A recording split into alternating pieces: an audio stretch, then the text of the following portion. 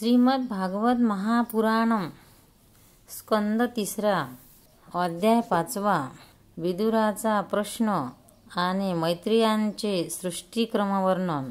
शुकदेव म्हणाले, हरिद्वारला राहणाऱ्या परमज्ञानी मैत्रियांकडे भगवत भक्तीने अंतकरण शुद्ध झालेला विदुर गेला आणि त्यांच्या सौजन्याने मन प्रेमाने भरून येऊन त्याने त्यांना विचारले। विदुर म्हणाला, भगवान सर्व संसारी लोक सुखप्राप्तीसाठी कर्म करतात, परंतु त्यांना सुख मिळत नाही आणि त्यांचे दुःखही दूर होत नाही, उलट कर्मामुळे त्यांच्या दुःखात वाढच होते।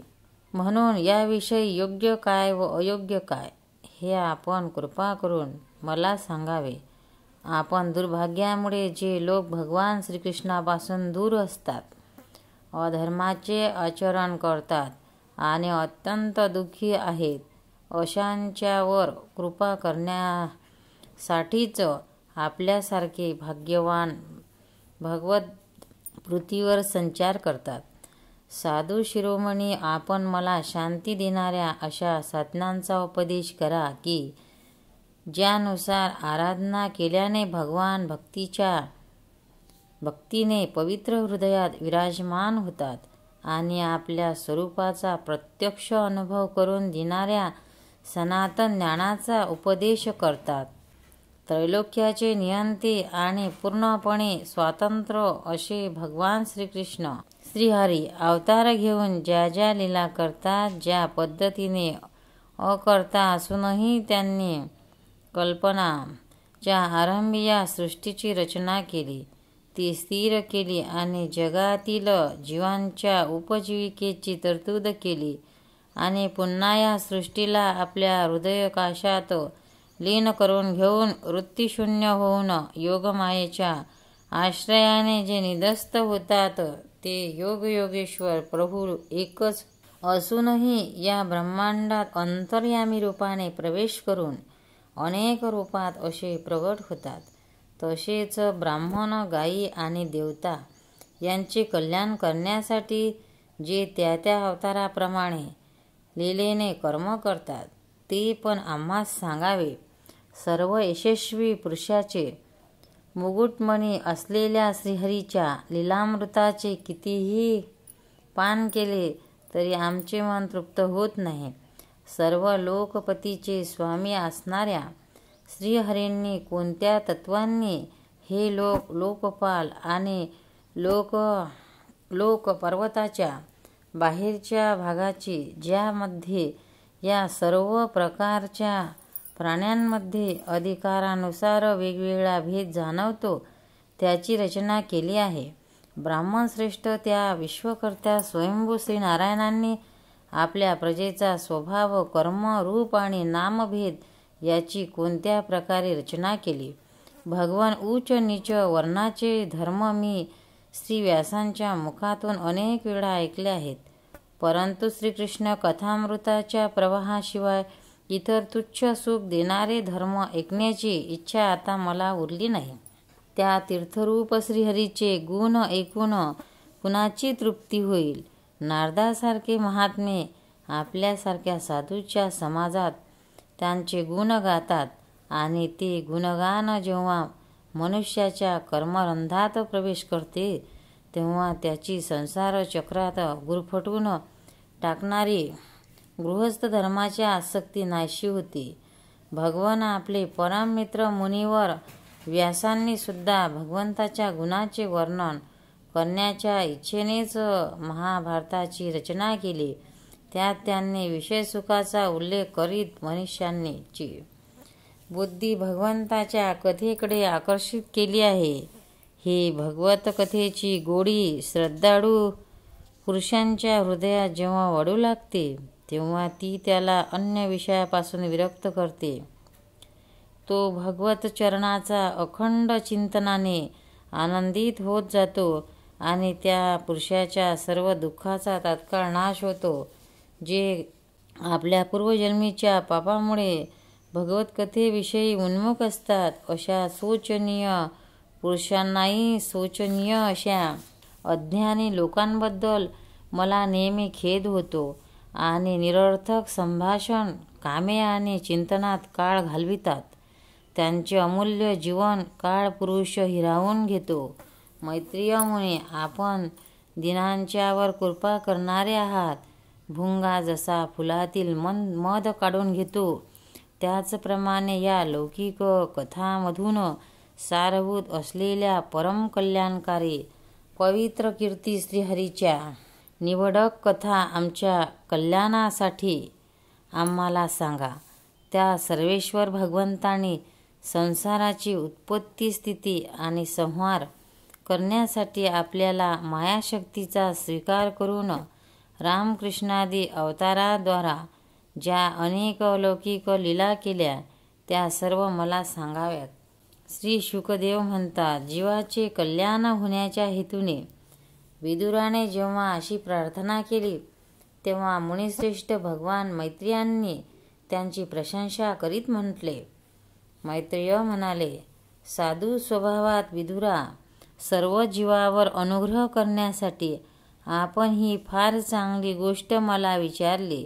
तुझे चित्त नेहमी भगवत उच्चारणाच लागलेले असते, त्यामुळेच तुझी कीर्ती सर्वत्र पसरलेली आहे.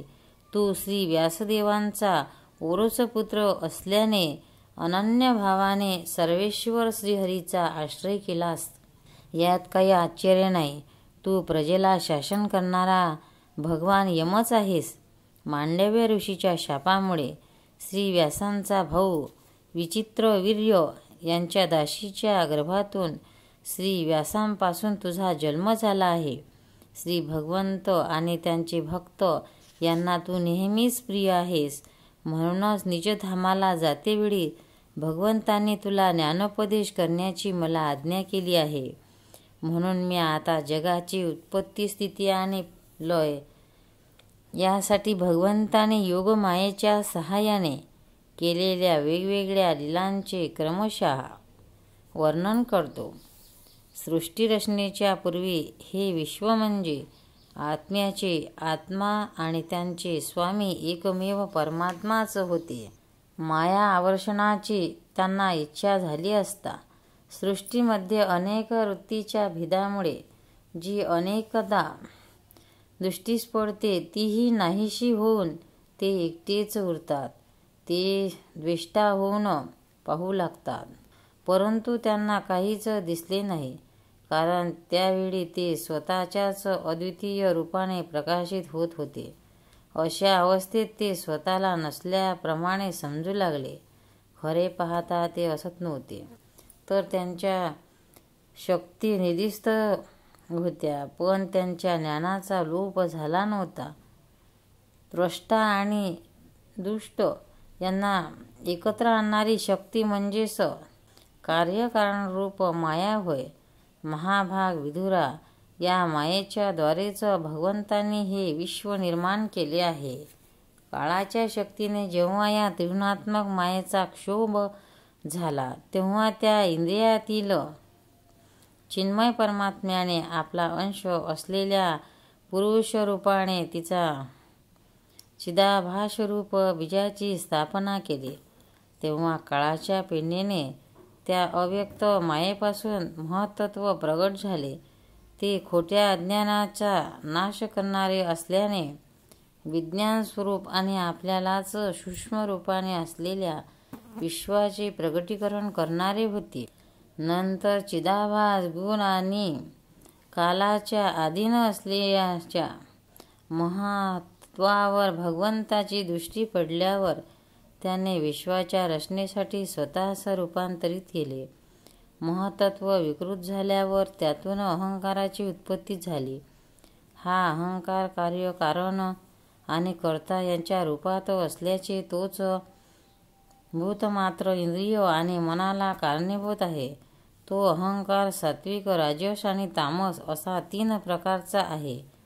म्हणून अहं तत्वामध्ये विकार उत्पन्न झाल्यावर सात्विक अहंकारापासून मन आणि ज्यामुळे विषयांचे ज्ञान होते त्या इंद्रियाच्या अधिष्ठा त्या देवता उत्पन्न झाल्या. राजस अहंकारापासून ज्ञानेंद्रिय आणि कर्मेंद्रिय निर्माण झाली. तामस अहंकारापासून सूक्ष्म भूताचे कारण शब्दन तन्मात्र निर्माण झाले आणि त्यापासून दृष्टांत रूपाने आत्म्याचा बोध करून देणारी आकाश निर्माण झाले.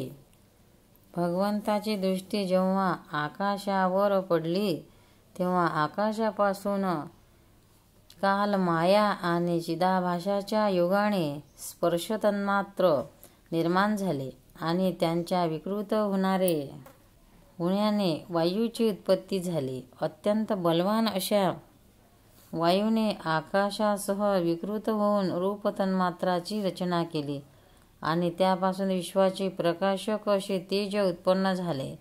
पुन्हा परमात्म्याची दृष्टी पडल्यावर वायूयुक्त तेजाने काल, माया आणि चिदाभासाच्या योगाने विकृत होऊन रस तन्मात्र आणि तत्वाचे कार्य जल निर्माण होते. नंतर परमात्म्याची तेजाने युक्त असलेल्या जलावर जेव्हा दृष्टी गेली तेव्हा त्याने काल, माया आणि चिदंशाच्या योगाने गंधगुण असलेल्या पृथ्वीला उत्पन्न केले. विदुरा, या आकाशादी भूतांमध्ये जी भूते नंतर उत्पन्न झाली त्यांच्यामध्ये क्रमाने आधीच्या भूतांचे गुण आहेत असे समजले पाहिजे. हे महत्त्वादिकांचे अभियानी आणि विकार, विक्षेप आणि चेतना यांनी युक्त असणारे देव हे सर्व भगवंताचेच अंश होते, परंतु वेगवेगळ्या राहिल्याने विश्वरचनेच्या कार्यात यशस्वी झाले नाहीत. तेव्हा ते हात जोडून भगवंतास म्हणू लागले. देव म्हणाले, देवादी देव, आम्ही आपल्या चरणकमलांना वंदन करीत आहोत, जी आपल्याला शरण आलेल्या जीवाचे ताप दूर करण्यासाठी शस्त्राप्रमाणे आहेत. तसेच यांचा आश्रय घेतलाच संन्यासी लोक या संसारातील अनंत दुःखांना सहजासहजी दूर फेकून देतात. हे जगदकर्त्या जगदीश्वरा, या संसारात तापत्रयाने व्याकुळ झाल्याने जीवांना थोडीसुद्धा शांती मिळत नाही. म्हणून भगवंता, आम्ही आपल्या चरणाच्या ज्ञानमय छायेचा आश्रय घेत आहोत. मुनिजन एकांत स्थळी राहून आपल्या मुखकमलाला आश्रय घेणाऱ्या वेदमंत्ररूप पक्ष्यांच्या द्वारा त्यांच्या अनुसंधानात राहतात आणि जे संपूर्ण पापाचा नाश करणाऱ्या नद्यातील श्रेष्ठ अशा श्री गंगा नदीचे उगमस्थान आहे, त्या आपल्या परमपवित्र चरणकमलांचा आम्ही आश्रय घेत आहोत. तुमचे भक्तजन तुमच्या ज्या चरणकमलांना श्रद्धा आणि श्रवण कीर्तन रूप भक्ती करून शुद्ध केलेल्या अंतःकरणात धारण करतात आणि वैराग्याने पुष्ट झालेल्या ज्ञानाचे परम ज्ञानी होतात, त्या चरणकमल ठेवण्याच्याच असनाचा आम्ही आश्रय घेत आहोत. ईश्वरा, आपण संसाराची उत्पत्ती, स्थिती आणि संहार यासाठीच अवतार घेतला. ज्या आपल्या चरणकमलांचे स्मरण करणाऱ्या भक्तजनांना आपण अभय देता, त्या चरणकमलांना आम्ही सर्वजण शरण आलो आहोत. हे भगवन, ज्या पुरुषामध्ये देह, घर आणि त्यांचीच संबंध ठेवणाऱ्या इतर तुच्छ पदार्थांच्या बाबतीत अहंकार आणि ममतेचा दृढ दुराग्रह आहे, त्यांच्या शरीरात आपण अंतर्यामी रूपाने राहत असूनही त्यांच्यापासून पुष्कळ लांब आहेस. त्या आपल्या चरणांचे आम्ही भजन करतो. हे परमेश्वरी परमेश्वरा, इंद्रिये विकाराकडे ओढली गेल्याने त्यांचे मन नेहमी बाहेर भटकत राहते. ते पामर तुमच्या विलासयुक्त पदन्यासाचीच शोभा जाणणाऱ्या भक्तांचे दर्शन घेऊ शकत नाही आणि म्हणूनच ते तुमच्या चरणकमलांपासून दूर राहतात. हे देवा, आपल्या कथामृताचे पान केल्याने उचंबळून आलेल्या भक्तीमुळे त्यांचे अंतःकरण निर्मल झाले आहे. तेच वैराग्य, हेच ज्याचे सार आहे, असे आत्मज्ञान प्राप्त करून घेऊन अनायासेच आपल्या वैकुंठधामाला जातात. दुसरे काही धीर पुरुष चित्ताला निरोध करून समाधीच्या बळावर तुमच्या बलाढ्य मायेला जिंकून तुमच्यातच लीन करून होऊन जातात, पण त्यांना फार कष्ट पडतात.